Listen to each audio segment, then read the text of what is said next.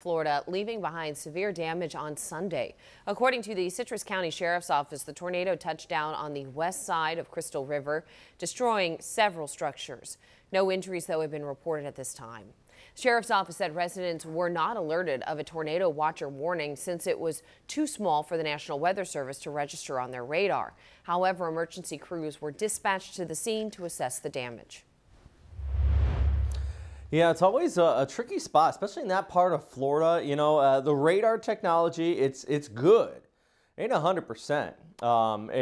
You know, we have a radar out here in Tampa, the next close to Valdosta and Jacksonville, and you see right in the smack in the middle of those three, far away from these radar sites is where that tornado took place. So it may have just overlooked that low-level circulation, and unfortunately, in some of these areas, you know, it's hard to spot that. So yeah, there's some pretty decent damage coming out there from the west coast of Florida. Of course, we're always trying our best, though, to track these storms and give you a good heads up. And I give you a heads up for this coming week. It is going to get windy along our coast. So let's talk about that. Right now, though, light breeze along our area coastlines. That is keeping things kind of modest.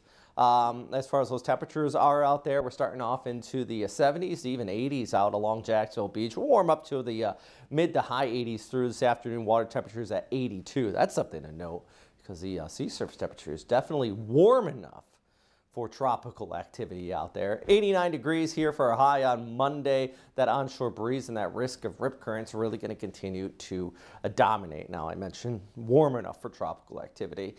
Look across the Atlantic. We got two areas we're watching here. One, this probably is going to develop into a tropical depression as we go ahead over the next 48 hours. Going to be a problem for the coast of Mexico all the way out towards southeastern Texas, especially with the rainfall.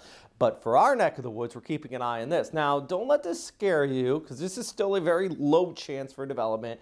Nothing screams hurricane or anything like that. But what's going to happen, though, is we got a high pressure ridge towards the north. And even if we get a little bit of a low and that pressure gradient combined with that, we're going to see some onshore winds and increasing some coastal areas of precipitation as we go ahead through this week. And when I say coastal, this is what I'm talking about. Here's today's rain chances, pretty low.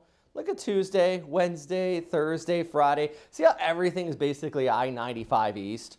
Yeah, that's what we're talking about, that onshore breeze, bringing that increased risk of rip currents and that coastal areas of precipitation. Of course, we're always going to continue to watch this for any changes in the forecast. But for now, I think it's just that wind. Not quite tropical storm strength, but, you know, we're going to be watching those breezy conditions through midweek. And with that, you could see that increase in some coastal rainfall.